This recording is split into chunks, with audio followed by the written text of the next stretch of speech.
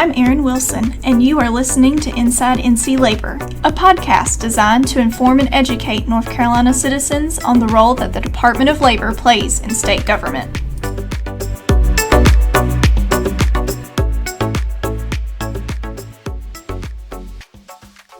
Good morning, everyone. I'm Jennifer Hagewood. I'm the Communications Director for the North Carolina Department of Labor, and I'm co-hosting today's episode with John Mallow. Hi, I'm John Mallow. I am a Public Information Officer here at the North Carolina Department of Labor. John and I are excited to introduce our guests today. We have Todd McNoldy, who's the manager of our Research and Policy Bureau, and we have John Luckado, who is a Social Research Assistant within the Bureau, and he focuses on the Census of fatal occupational injuries. John does a lot of really serious work and really important work, and we're really excited to learn more about that today. But why don't we just start by introducing each of you. Todd, you've been in your role as manager of the Bureau for several years now. Tell us a little about your background before you came to the North Carolina Department of Labor and how you found your way to your current position. Hi, thanks for having me on, Jennifer. So I started out as a graduate student at the University of North Carolina, Chapel Hill. I had an extensive background in survey research, particularly of institutions. That was kind of my area of interest. And coming out of graduate school, I got a job in state government looking at the nursing workforce. And after that job, came to work at the North Carolina Department of Labor in the Research and Policy, what eventually became the Research and Policy Bureau, and started as a data correction specialist, eventually became a coder for the Survey of Occupational Injuries and Illnesses, and then found my way as the manager of the Research and Policy Bureau. Your group collects two types of data, a survey of injuries and illnesses and a census of occupational fatalities. Todd, tell us briefly the difference between these reports. Okay, before I get started, I feel it's really important to mention that the Bureau of Labor Statistics loves its acronyms. So in order to keep things a little bit shorter and easier for everyone, I think I should mention a few of the most used acronyms, just so that if you hear them throughout this podcast, that you'll know what we're talking about. First, of course, is Bureau of Labor Statistics, BLS. When I mention that to my wife, she thinks I'm talking about basic life support. She's a nurse. But it is, for these purposes, that is BLS is the Bureau of Labor Statistics. When we are referring to the Census of Fatal Occupational Injuries, which is what John works on, we call that CFOI. And the Survey of Occupational Injuries and Illnesses is known as SOII, S-O-I-I.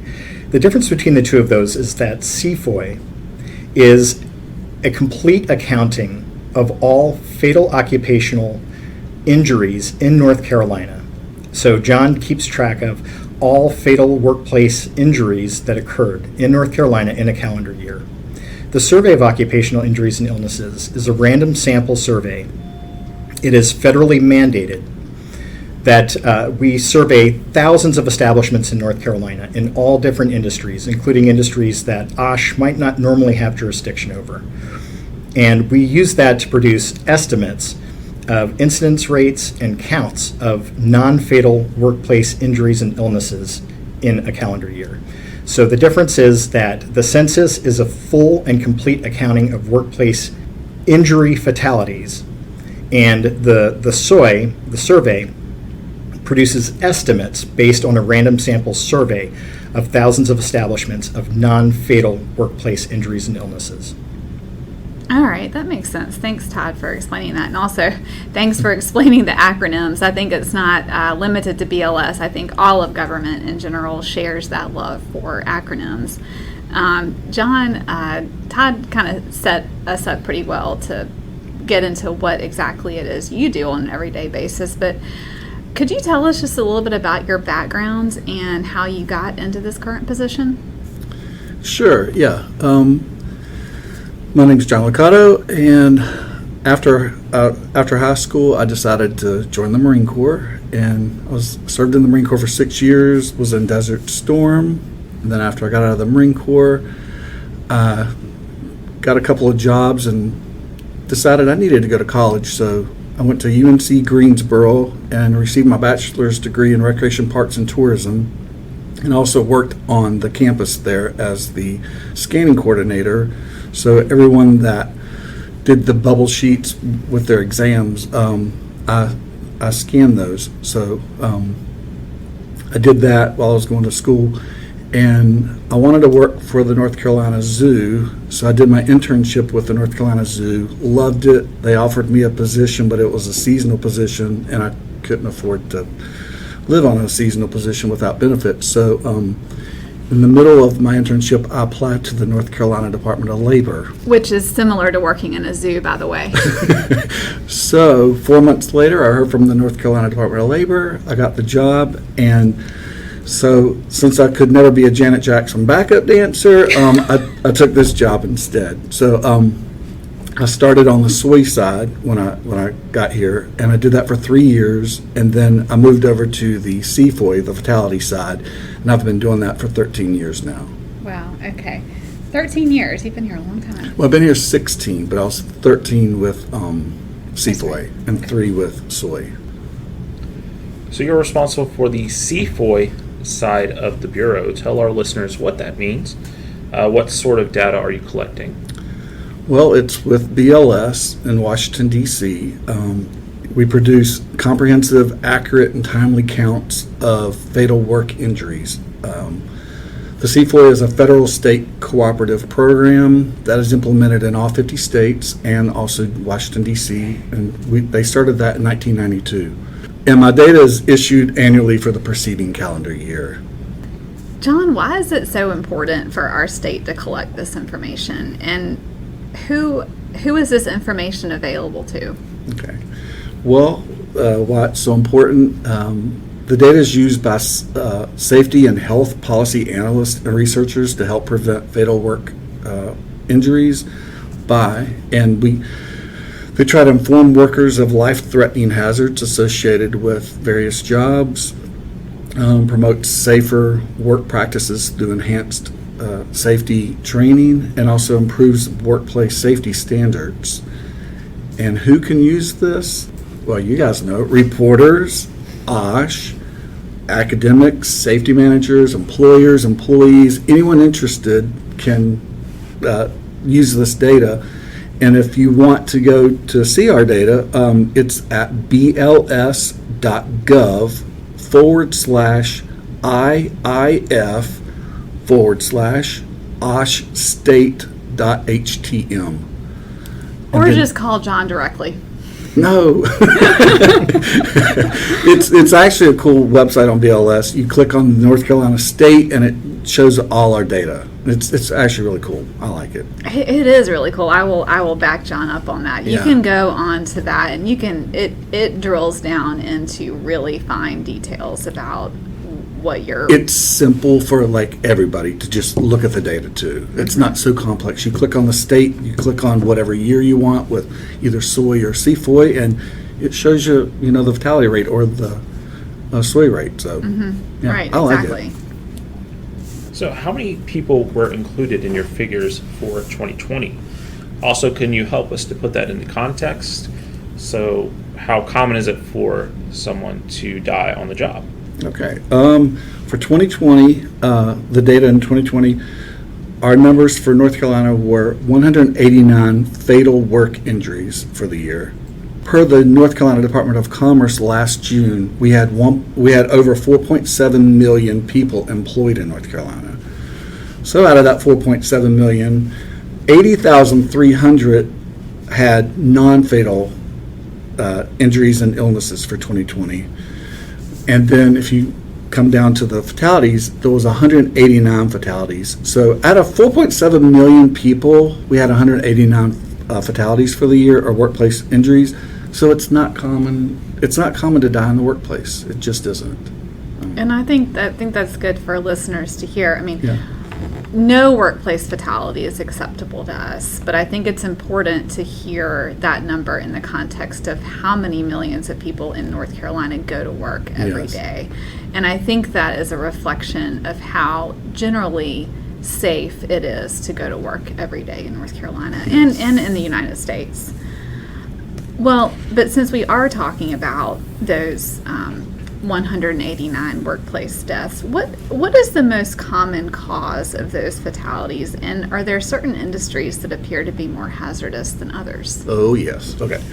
The most common cause of death in 2020 was transportation incidents, which accounted for about 40% of all workplace fatal injuries in 2020.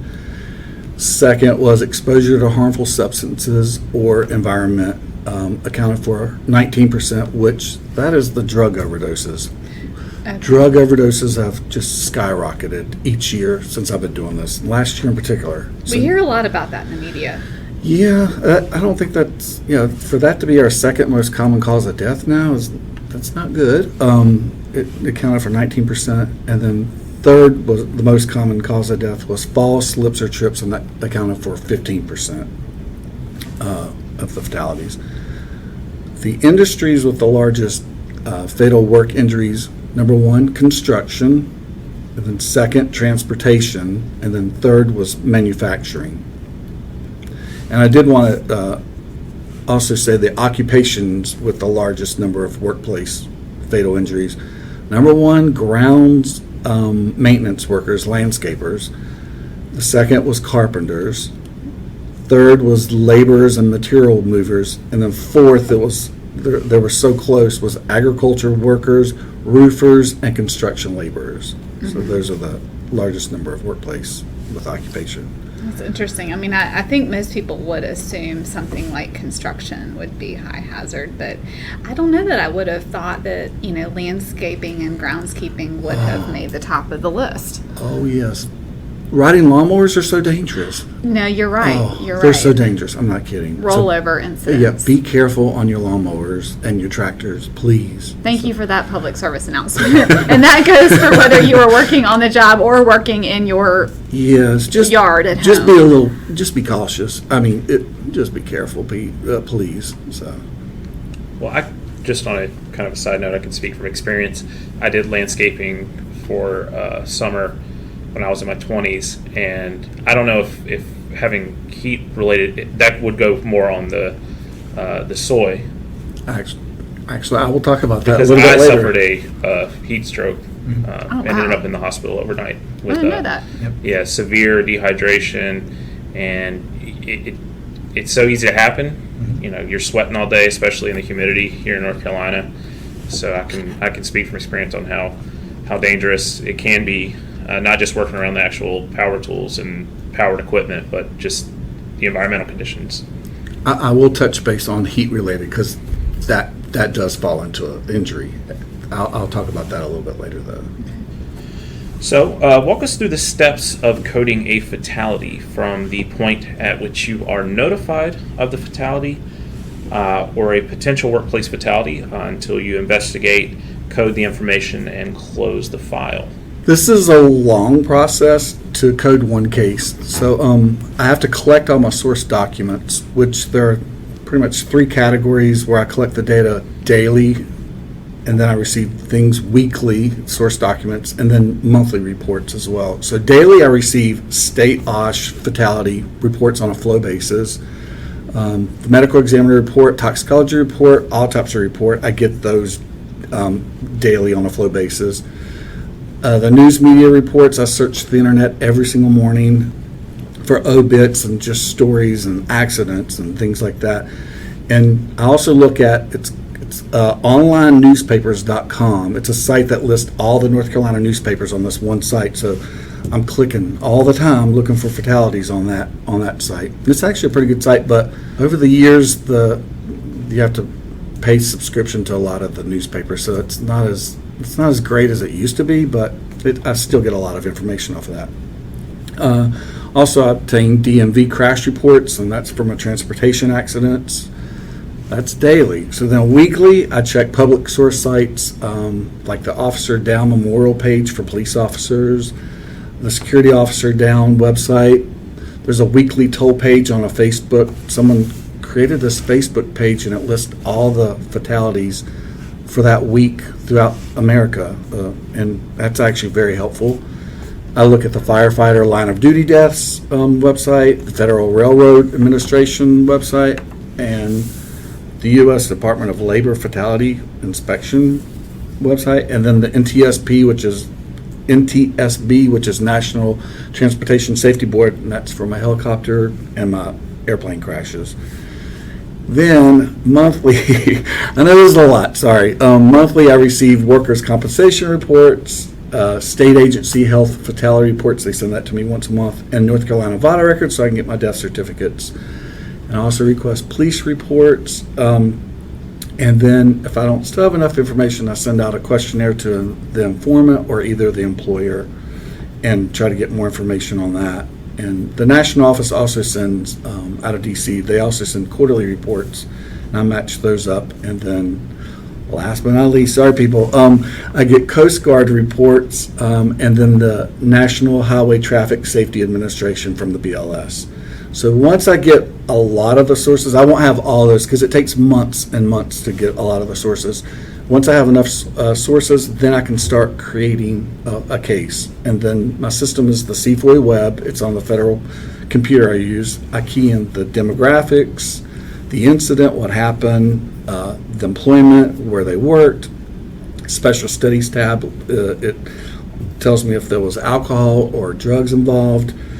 And then there's a comment section, which I use that often. And then I write a narrative on what exactly happened. And we use this manual that's probably as large as 2 phone books. And What's a phone book? I knew you were going to say that. In the 80s, that's what we lived by. But yeah, it's like 2 large phone books, and I do it online now. I mean, I can use it online, but it's pretty thick, and it tells us all the coding for every single like the event, the source, the part of the body, like everything. So it's a lot. So once I code and get everything completed, then I release it to, I have a regional office rep, or a regional office in Atlanta, Georgia. So then I send it to them, and then they will do a review. That's a long process. I know that. Well, no, that's not a criticism at all. That's a very, very in-depth process, and just ensuring that everything is properly accounted for. And I've thought this before, but it sounds very much like the work you do is sort of like a detective.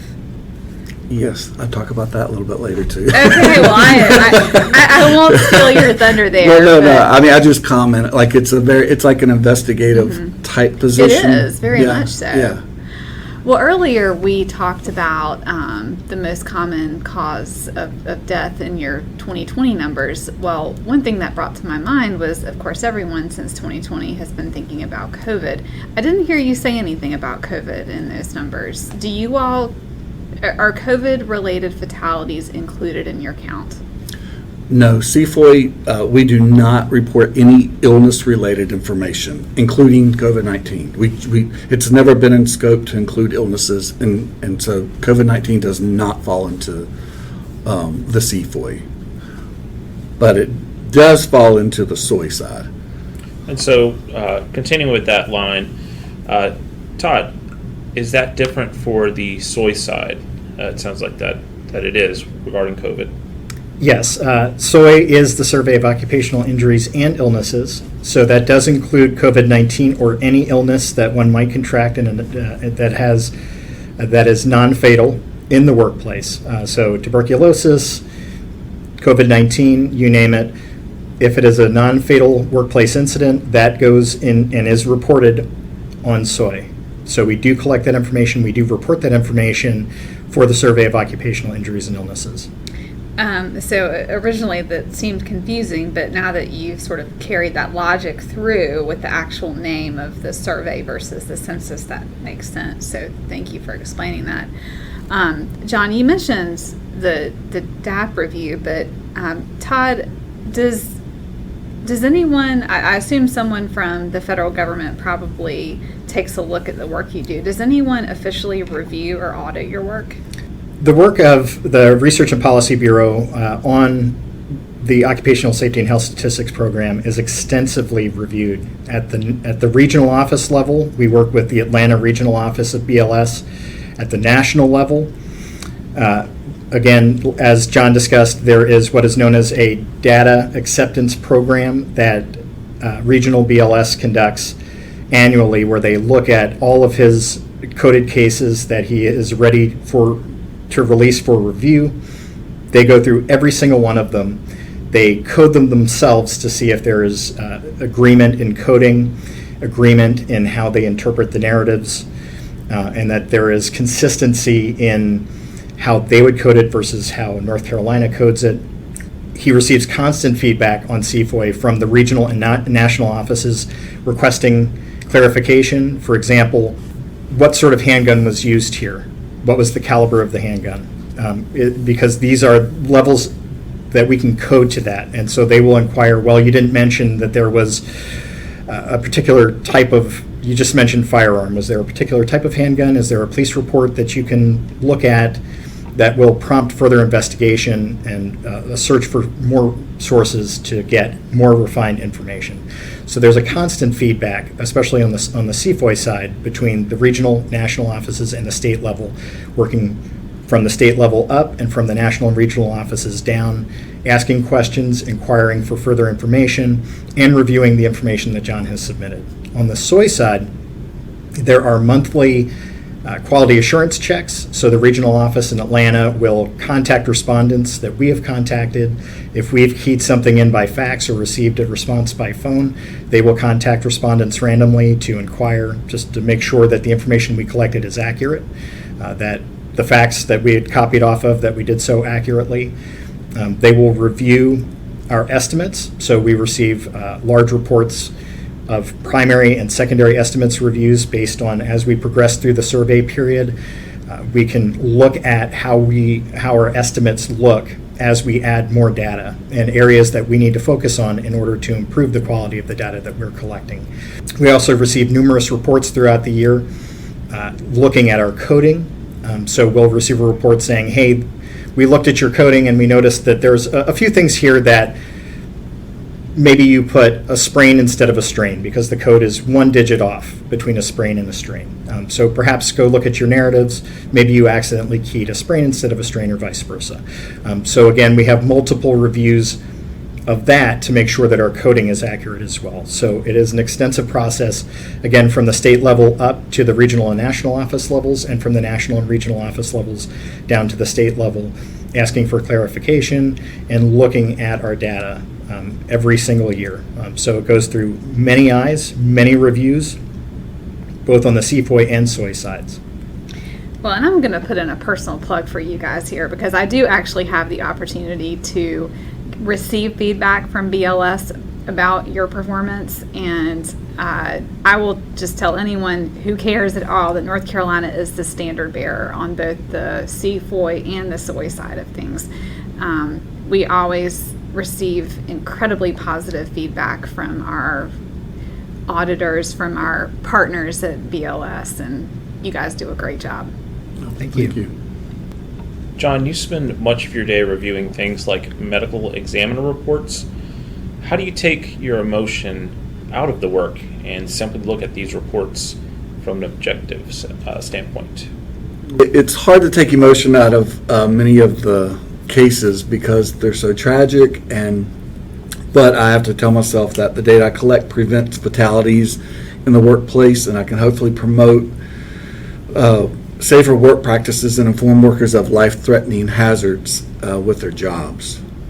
You make a great point, because that is the mission overall of the North Carolina Department of Labor and federal OSHA and BLS, is ultimately to prevent these things from happening in the first place, and you play a really critical role in that. John, just ending this on a light note, what's your favorite part about the job? Other than us that you work with every day. Well, I like that each case is different for the most part, so it's an interesting job. It keeps me on my toes, I'll say that. And it's sort of like an investigator type job, what we mentioned earlier. And I do like that once I receive all the source documents, I have to figure out exactly what happened. And with a fatality. So I put all the pieces together like a puzzle, write my narrative for the review, and then hopefully, I produce a high quality data for North Carolina. But I did want to mention this part. Some cases that I get are vague with the details, since many of our cases are out of the North Carolina Department of Labor jurisdiction, and I don't always receive an inspection report on those cases. But I record all North Carolina workplace fatal injuries, and I even track the illnesses, the illness fatalities as well, and just to verify that illness was not an injury-related case. We talked about it earlier with your heat-related. For example, when it lists a heart attack as the initial fatal on the fatality report, I request a medical examiner report or the death certificate just to verify. And a lot of times those come back that it's heat-related. When it's a heat-related incident, it switches over to an injury. So I code those, and those are part of my count. Same thing with, a lot of times they say, oh, they had a heart attack and they were sitting in their car. I get the medical examiner report back and I go, oh my gosh, it wasn't a heart attack, it was a drug overdose. Which drug overdoses carry over to the CFOI side? So I track everything just to make sure I'm capturing all North Carolina fatalities for that year.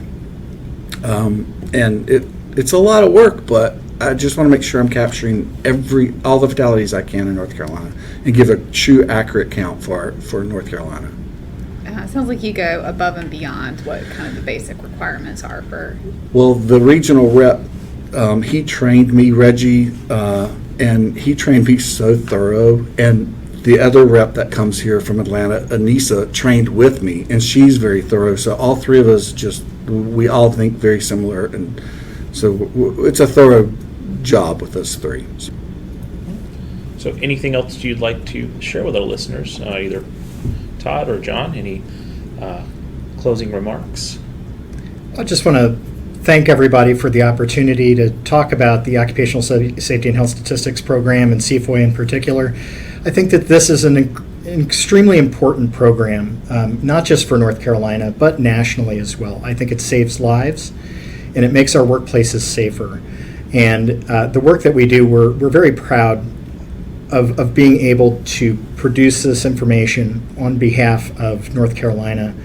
We work hard to make sure it is as accurate as possible. And so we really appreciate the opportunity to come here today and discuss this with all of you. It's an honor and a privilege. Thank you. Thanks, Todd. John, anything else? Well, I thank you guys also. But I just wanted to say this. Please be extra careful when you guys are climbing on your ladders at home. Oh my gosh, ladders are so dangerous. Please, when you're cleaning your gutters and trimming your trees, just be careful.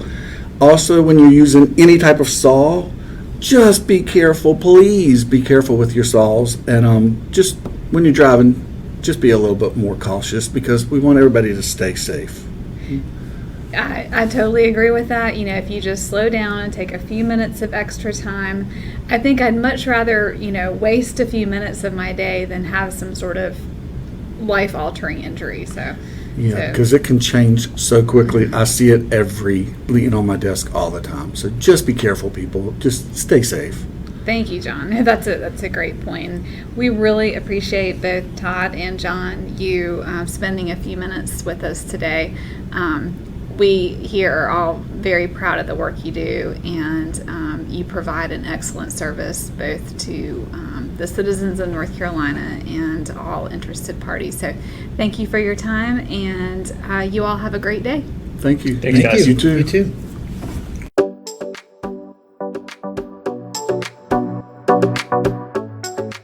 Thanks so much for tuning in, y'all. And remember, your safety is our priority.